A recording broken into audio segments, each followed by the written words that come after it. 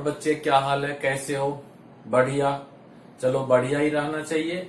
आज हम लोग स्ट्रक्चर वाला का लास्ट वीडियो देख रहे हैं। सारे स्ट्रक्चर हमने पढ़ लिया। क्रिस्टल स्ट्रक्चर सबसे पहली क्लास में हमने NaCl का पढ़ा था, फिर फ्लोराइड और एंटी फ्लोराइड स्ट्रक्चर पढ़ा, CaCl पढ़ा। अब हमारे पास दो स्ट्रक्चर रह गया है, कौन सा? जिंक सल्फाइड और डायमंड का स्ट्रक्चर। दोनों में बहुत इंपॉर्टेंट क्वेश्चन है, दोनों में काफी सिमिलरिटी भी है, यूनिकनेस भी है। दोनों में काफी सिमिलरिटी है और दोनों में काफी यूनिकनेस है। उनको समझेंगे, सिमिलरिटी क्या है और यूनिकनेस क्या है, राइट। अब देखो बेटे, जैसे हम कभी भी आपसे क्वेश्चन पूछते हैं तो हमारा सीधा सा आंसर आता है, डायमंड का स्ट्रक्चर क्या होगा? टेट्राहेड्रल। एग्री? मगर कई बार जो हम जानते हैं, मैं बार बार कहता हूं, कई बार जो हम जानते हैं उससे अलग भी आंसर होता है। आज वैसा ही कुछ आंसर होगा। देखेंगे कि डायमंड का स्ट्रक्चर क्या होता है, डायमंड का अरेंजमेंट क्या होता है। ठीक है, टेट्राहेड्रल होता है, एग्री कर रहा हूं, वो टेट्राहेड्रल के अलावे क्या होता है स्ट्रक्चर, ये भी हम लोग आज देखेंगे, राइट।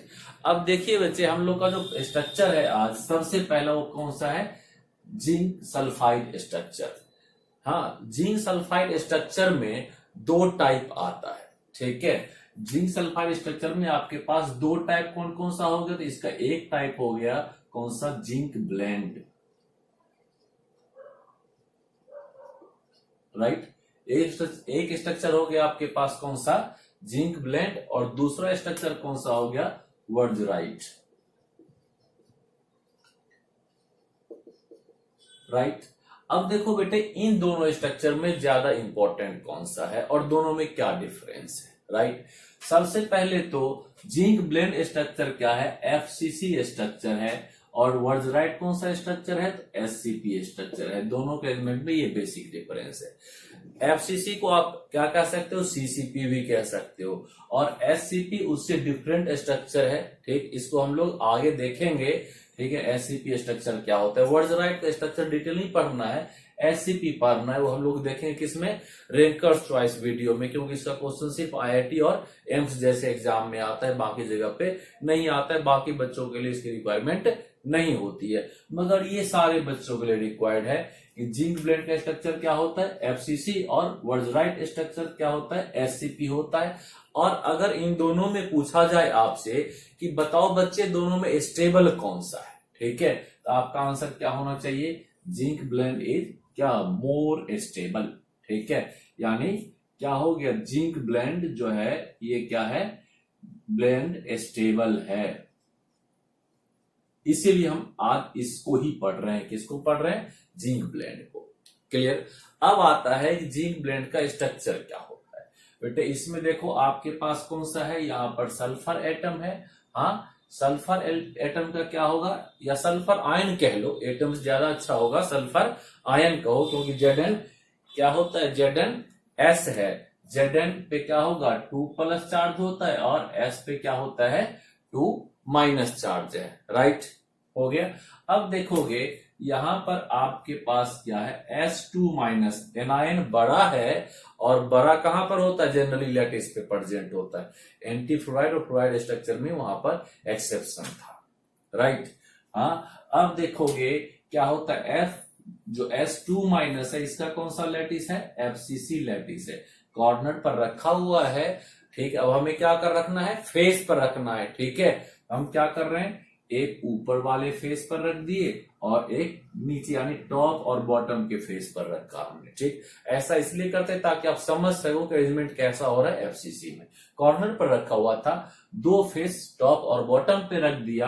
अब क्या करते हैं? एक लेफ्ट में रख लेते हैं और फिर एक क्या करते हैं? राइट में रख लेते हैं। क्या? सल्फर आयन, सल्फर S2-, ठीक। अब देखो लेफ्ट राइट के बाद क्या हो गया? एक ये फ्रंट वाले पे रख रहे हैं और ये जो अब अगला रख रहे हैं वो बीच वाले, पीछे वाले प्लेन में है, इस प्लेन में, और एक आगे वाले प्लेन में, ठीक। ये हो गया FCC लैटिस, ठीक। उसके बाद क्या हो जाता है कि जब हम लोग रेडियस रेशियो देखते हैं, पढ़े होगे आप लोग क्या होता है रेडियस रेशियो, ठीक है। रेडियस रेशियो क्या होता है? Radius of cation plus radius of anion, ठीक। ये इंडिकेट करता है ये वैल्यू क्या आ रहा है इसका 0.225 से 0.414 तक आता है। ठीक है, तो ये इंडिकेट करता है बच्चे कि ये क्या है, कोऑर्डिनेशन नंबर इसका 4 होगा, और कोऑर्डिनेशन नंबर 4 होगा तो Zn आयन कहां पर प्रेजेंट होगा, टेट्राहेड्रल वॉइड में, जहां पे कि उसका कोऑर्डिनेशन नंबर 4 होता है। ठीक है, रेडियस रेशियो मैं बताया हुआ हूं, ठीक है, आप उस वीडियो को देखिएगा। ठीक, और आगे देखते हैं अब क्या कि कोऑर्डिनेशन नंबर जब ये रेंज आता है तो यहां पर कोऑर्डिनेशन नंबर कितना हो जाएगा, कोऑर्डिनेशन नंबर 4 होगा, और कोऑर्डिनेशन नंबर 4 इंडिकेट करता है कि टेट्राहेड्रल वॉइड में होना चाहिए किसको, केटायन को। ठीक, अब देखो नंबर ऑफ केटायन और एनायन के अकॉर्डिंग देखेंगे हमारे पास क्या ऑप्शन आता है, हमारे पास ऑप्शन आता है कि भाई Zn और S है। अगर Zn सारे जगह पे प्रेजेंट होगा, टेट्राहेड्रल वॉइड पे होगा, तो Zn का 2 होना चाहिए। हाँ, मगर Zn 2 नहीं है, Zn भी 1 है और S भी 1 है। हाँ, इसका मतलब है कि सारे के सारे टेट्राहेड्रल वॉइड पर वो प्रेजेंट नहीं होता है, राइट। हाँ, कुछ टेट्राहेड्रल वॉइड पे प्रेजेंट होता है और कुछ टेट्राहेड्रल वॉइड पे प्रेजेंट नहीं होता है। क्लियर। हाँ, यानी 50-50 है, आधे पे प्रेजेंट है, तो आधा जो पोजीशन है वो क्या है, अल्टरनेट टेट्राहेड्रल वॉइड का। ठीक, यानी हम लिखते हैं तो यहां पर क्या होगा, Zn कहां पर प्रेजेंट है, अल्टरनेट टेट्राहेड्रल वॉइड पे, अल्टरनेट टेट्राहेड्रल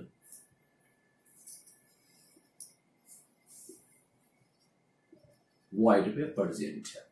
ठीक, अब उसके अल्टरनेट टेट्राहेड्रल वॉइड पे रख देते हैं। ठीक, क्या होगा देखोगे, हमने क्या किया, एक इस टेट्राहेड्रल वॉइड पे यहां पे रख दिया, अब यहां पे नहीं रखेंगे, फिर एक इस टेट्राहेड्रल वॉइड पे रख दिया, फिर इस पे नहीं रखेंगे, फिर क्या होगा, इस टेट्राहेड्रल वॉइड पे रख दिया।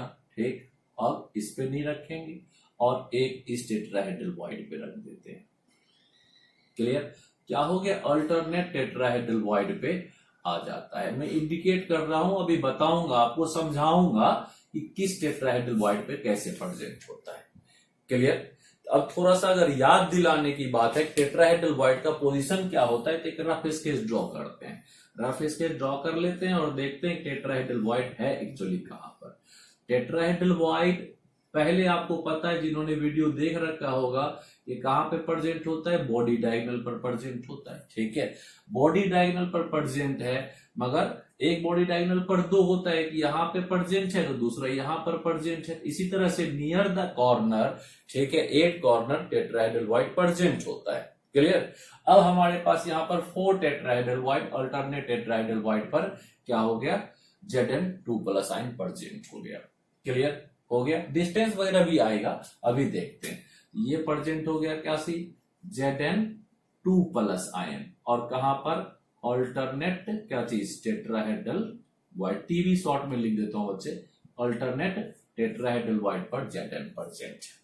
क्लियर, अब देखो इसका कोऑर्डिनेशन नंबर बताना है हमें। ठीक, तो कोऑर्डिनेशन नंबर पे आते हैं, तो कोऑर्डिनेशन नंबर निकालने का जो मैं तरीका बताया था कि ये AB टाइप है, राइट, और बताया था कि वॉइड वाले का याद करना आसान है। अब Zn आपको इंडिकेट कर रहा था कि रेडियस रेशियो ये कहां पर प्रेजेंट है, ठीक है, टेट्राहेड्रल वॉइड पे है, तो Zn में ये क्या हो गया, 4 हो गया इसका कोऑर्डिनेशन नंबर। हाँ, तो सल्फर का भी कितना हो जाएगा, इसको इसी के नंबर से मल्टीप्लाई कर दो, A भी 1 है और B भी 1 है, तो जितना Zn का है उतना ही किसका होगा, S का भी होगा, और ये भी क्या हो जाएगा, 4 हो जाएगा, राइट। तो कोऑर्डिनेशन नंबर क्या आ गया, एक बार दोबारा कहते हैं, तो क्या हो गया, Zn 2+ आयन का भी कितना हो जाएगा, 4, और क्या होगा, S2- आयन का भी कितना हो जाएगा, 4 हो जाएगा। पोजीशन क्या हो गया, अल्टरनेट टेट्राहेड्रल वॉइड, एक पे प्रेजेंट है और एक पर प्रेजेंट नहीं है। ठीक, एक बॉडी डायगोनल के एक पर प्रेजेंट है और दूसरे पे एब्सेंट है, यानी एक टेट्राहेड्रल वॉइड यहां पर मान लो ऑक्युपाइड है, ये दूसरा एम्प्टी है। इसी तरह से दूसरा अगर आप ड्रॉ करोगे बॉडी डायगोनल, एक और बॉडी डायगोनल आप ड्रॉ करोगे, ठीक है, इसके एक पर प्रेजेंट होगा, दूसरे पे क्या हो जाएगा, एब्सेंट हो जाएगा। ये कोई जरूरी नहीं कि यहां पर प्रेजेंट है, यहां पे प्रेजेंट होगा तो यहां एब्सेंट रहेगा, ठीक है, इधर प्रेजेंट होगा तो इधर एब्सेंट होगा, वो अल्टरनेट कोई भी आ सकता है, उसका कोई फिक्स नहीं है, और रेगुलर ज्योमेट्री बन जाती है। ठीक, इसलिए ये नहीं कह सकते कि सर इसको हम इधर रख ले तो क्या होगा, कुछ नहीं होगा। आप इसी को चेंज करके देखो तो ये इस पे है और ये इसके अल्टरनेट पे आ जाएगा। ठीक, क्लियर। आप इसी स्ट्रक्चर को किसी भी तरीके से अरेंज करके देखोगे तो सेम स्ट्रक्चर ही ऑब्टेन होता है, इसलिए किसी भी अल्टरनेट टेट्राहेड्रल वॉइड पे आप उसको रख लेना बच्चे। ठीक, अब देखो आता है कि सर इस पे और क्या क्वेश्चन आ सकता है। पहली बात तो पोजीशन आ गया। अब टेट्राहेड्रल वॉइड ऑक्युपाइड कितना है, ठीक है। हाँ, तो टेट्राहेड्रल वॉइड क्या चीज, ऑक्युपाइड। टेट्राहेड्रल वॉइड ऑक्युपाइड की बात अगर हम करते हैं, ठीक है, हाँ, तो इसका मतलब क्या हो गया कि ठीक है 100% नहीं है, 50% है।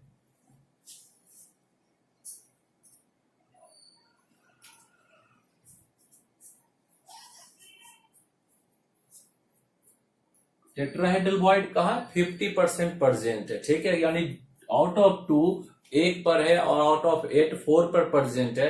टेट्राहेड्रल वॉइड ऑक्युपाइड कितना हो जाएगा, आंसर 50%। ठीक है, टेट्राहेड्रल वॉइड 50% ऑक्युपाइड है। और अगर कहता है ओबी ऑक्टाहेड्रल वॉइड तो क्या होता है 100% क्या है, एम्प्टी है। क्लियर। मैं आपको याद दिला दूं ऑक्टाहेड्रल वॉइड कहां पर ऑक्युपाइड था, NaCl स्ट्रक्चर में। सेम AB टाइप है ही वो, मगर क्या होता है वहां पर AB टाइप होते हुए भी वहां पर टेट्राहेड्रल वॉइड में नहीं प्रेजेंट था, ऑक्टाहेड्रल वॉइड में प्रेजेंट था सोडियम आयन। और यहां पर क्या है, Zn आयन कहां पर प्रेजेंट है, बिल्कुल सही कहा आपने, टेट्राहेड्रल वॉइड अल्टरनेट पोजीशन पे प्रेजेंट है। कोऑर्डिनेशन नंबर दोनों का हो गया। अब देखो बेटे, बाद बाकी पार्टिकल बनाना, फॉर्मूला बनाना, मिसिंग के अकॉर्डिंग फॉर्मूला बनाना, वो सब आपके लिए पुरानी बातें हो गई है। डिस्टेंस पूछता है, ठीक है, आपके पास देखो डिस्टेंस के लिए भी वही तरीका है। आप क्या करोगे डिस्टेंस के लिए, हाँ, आपको पूछ सकता है भाई डिस्टेंस दो सल्फर के बीच क्या होगा, सल्फर आयन के बीच क्या होगा। नियरेस्ट डिस्टेंस आपका फिर ये है, मैं इसी में ड्रॉ कर देता हूं, ये आपका फर्स्ट नियरेस्ट डिस्टेंस है, क्या जो क्या होगा √2a/2 यानी a/√2 होना है। ठीक, ये आप दोबारा नहीं करो, अपने आप करते जाओगे।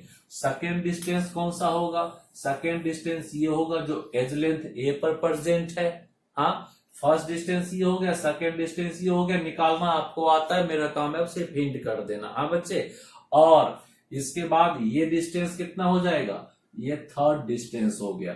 ठीक, Zn एटम का नहीं, सल्फर एटम का या सल्फर आयन का। ठीक है, हाँ, तो फर्स्ट सेकेंड और थर्ड डिस्टेंस हो गया। इसको अगर आप लिखना चाहते हो तो लिख लो, नहीं लिखना चाहते हो तो अच्छी बात है, मैं अपना काम कर देता हूं। ठीक है बच्चे, हाँ, अब क्या हो गया, यहां पर देखोगे क्या हो गया, distance between S2 ion, sulphur ion के बीच क्या डिस्टेंस है। ठीक है, फर्स्ट नियरेस्ट हो गया, ठीक है, फिर कौन सा हो गया, सेकेंड नियरेस्ट हो गया, और फिर कौन सा हो गया, थर्ड नियरेस्ट। क्लियर। हाँ, अब नियरेस्ट का भी मैं बता दूं, ये भी फर्स्ट सेकेंड और थर्ड नियरेस्ट नेबर पूछते हैं, ये भी रैंकर्स का, ये भी एम्स और क्या होता है IIT में क्वेश्चन आता है, दोनों रैंकर्स वीडियो में रहेगा आपके लिए। ठीक, आप जब देखना चाहेंगे अवेलेबल होगा, आप उसको देख लेंगे। राइट बच्चे, अब देखो फर्स्ट में क्या आ रहा है, फर्स्ट का डिस्टेंस कितना आया आपका a/√2। ठीक, उसका सेकेंड डिस्टेंस कितना आया a, और थर्ड नियरेस्ट का डिस्टेंस कितना आया है, थर्ड का आया है a√2। अब a का लेंथ आप कुछ भी ले लो ना, मान लो आपको a वहां पर 500 पिकोमीटर दे रखा है, ये 500 को 1.41 से डिवाइड कर दो, जो आंसर होगा वो होगा। ये क्या हो जाएगा, 500 पिकोमीटर है, इसको 500 को क्या करोगे 1.414 से आप मल्टीप्लाई कर दो, 1.414 मल्टीप्लाई क्या होगा 500, जीरो से कैंसिल हो जाएगा, आपका आंसर आ जाएगा। ठीक, क्लियर। इस तरह से आप इसमें क्या कर सकते हो, फर्स्ट सेकेंड और थर्ड नियरेस्ट निकाल सकते हो। 400 पिकोमीटर 500 एजिस में भी आ गया आपका क्वेश्चन, इससे ज्यादा कोई क्वेश्चन इसमें पूछता नहीं है। फिर से एक बार रिपीट कर दूं, thermodynamically most stable zinc blende है, FCC स्ट्रक्चर होता है, वर्जराइट SCP स्ट्रक्चर है, इसका स्ट्रक्चर डिटेल नहीं करना है, SCP का स्ट्रक्चर डिटेल करना है रैंकर्स चॉइस वीडियो में। अब आता है कि हमने स्ट्रक्चर ऑफ डायमंड क्यों रखा, ठीक है, और इसमें क्या क्वेश्चन है, बहुत यूनिक क्वेश्चन है यहाँ पर भी, ठीक है। इनमें तो कम गलती होती है या नहीं आता है छोड़ देते हैं, यहाँ पर तो बच्चे कंक्लूजन में गलत कर जाते हैं और नेगेटिव मार्क्स लेके आते हैं। यहां पर नहीं आ रहा है तो आप छोड़ दोगे, मगर डायमंड में तो आपको कॉन्फिडेंस रहता है कि हमें तो सब कुछ आता है, हाँ, और जो आंसर आप करके आते हो कई बार वो गलत हो जाता है। कैसे, अब देखो स्ट्रक्चर ऑफ डायमंड को याद करना है तो स्ट्रक्चर ऑफ जिंक को आप याद कर लो, दोनों काम सॉल्व हो जाएगा, ठीक। यानी यहां पर जो कार्बन एटम है वो कहां पर है, FCC लैटिस पर है। फिर इसको देखो कॉर्नर पर पहले से रखा हुआ है, अब क्या करते हैं, एक इसके टॉप पे रख देते हैं और दूसरा उसके बॉटम पे रख लेते हैं, ठीक है, हाँ। और फिर क्या करेंगे, एक इसके लेफ्ट में रख रहे हैं और दूसरा उसके राइट में रख रहे हैं, 4 जगह पे रख लिया। अब एक फ्रंट में रख देते हैं और एक बैक में रख लेते हैं, हर बार यही काम करते आ रहे हैं मगर फिर भी, ठीक, मैं रिपीट कर देता हूं, एक बार फ्रंट के पे रख लिया फ्रंट पैनल पे और एक, ठीक है, बैक वाले फेस पे रख लिया, राइट। तो यहां पर जो क्या है, कार्बन एटम है कहां पर प्रेजेंट है, ठीक है, यहां पर एटम है या आयन नहीं है, डायमंड कोवलेंट है, यहां पर ये क्या था, आयनिक कंपाउंड था, ZnS आयन था और यहां पर ये एटम है, ठीक है। तो कार्बन एटम, C एटम कहां पर प्रेजेंट है, FCC लैटिस पर, ठीक, क्लियर। नंबर निकालोगे इसका कितना हो जाएगा, नंबर निकालोगे क्या आएगा, यहां पर नंबर आ जाएगा इसका 4 एटम्स,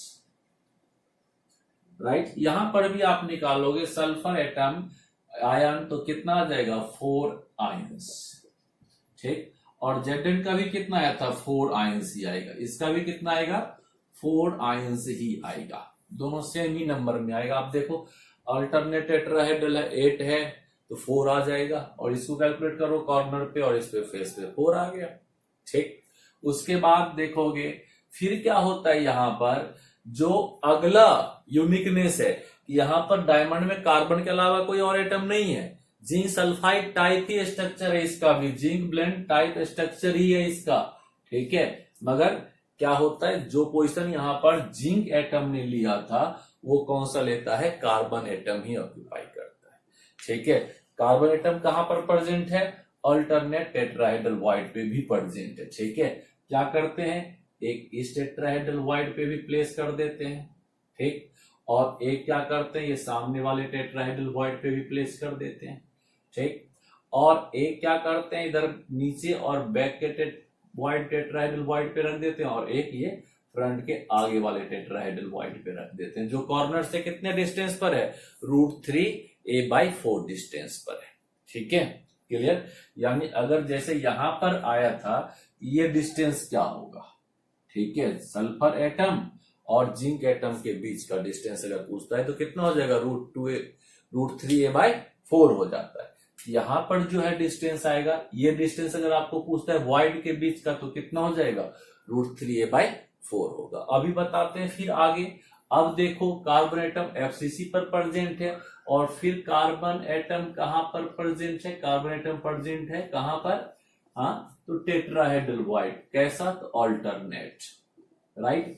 तो अल्टरनेट टेट्राहेड्रल वॉइड पे भी प्रेजेंट है, टीवी लिख रहा हूं मैं शॉर्ट में, अल्टरनेट टेट्राहेड्रल वॉइड, तो यहां पर भी कितना हो जाएगा, 4 एटम्स हो गया, हाँ। आपके पास 4 एटम्स कहां पर प्रेजेंट है, FCC लैटिस पर, और 4 कहां पर प्रेजेंट है, 4 प्रेजेंट कहां पर है, तो टेट्राहेड्रल वॉइड में। तो number of carbon atom, number of carbon atoms कितना हो जाएगा, नंबर ऑफ कार्बन एटम्स 8 हो जाएगा। यहां पर भी बच्चे देखो मैंने कहा था गलत करके आता है, जब भी कभी टेट्राहेड्रल में पूछता है तो हम लोग समझते हैं 4 एटम, 4 आंसर करके आ जाते हैं। फिर दूसरी गलती क्या करते हैं, कुछ बच्चे जब स्मार्टनेस दिखाते हैं, कई बार नहीं पता होता है, बच्चे हैं स्मार्ट, आप हो स्मार्ट, पर गलती होती है आपसे, पूछते सर 4 तो टेट्राहेड्रल 4 कॉर्नर पर हो गया, और एक बीच वाला कार्बन भी तो होता है, तो हमने 5 कर दिया, तो 4 वाले भी गए 5 वाले भी गए, ठीक, क्लियर। एक बच्चा नन ऑफ दिस, तो कुछ बच्चे वो भी लगा के आते हैं। और जो आंसर है 8 एटम, ये उन्हीं का सही होता है जिनका सिलेक्शन होता है। ठीक, हाँ, क्यों?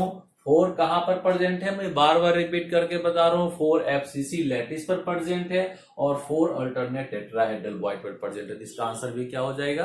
4 और +4 8। अब कहोगे सर यहां पर तो आप रैंक बताते हो 4, ठीक है, यहां पर बताते हो 8। बेटे मैंने पहले बता दिया था, जब सेम एटम होता है तो वॉइड जो है वो लैटिस ही काउंट होता है ना। ठीक, सोडियम वाले में क्या बताया था? BCC, और रैंक कितना लिया था? Z2 लिया था। और CHCl में आपको याद होगा, वीडियो में देखे होगे, तो क्या होगा? CHCl में कितना लिया था? Z1 लिया था, राइट। यहां पर सेम एटम है, हमने 8 ले लिया। अब इसके बाद क्या आ गया?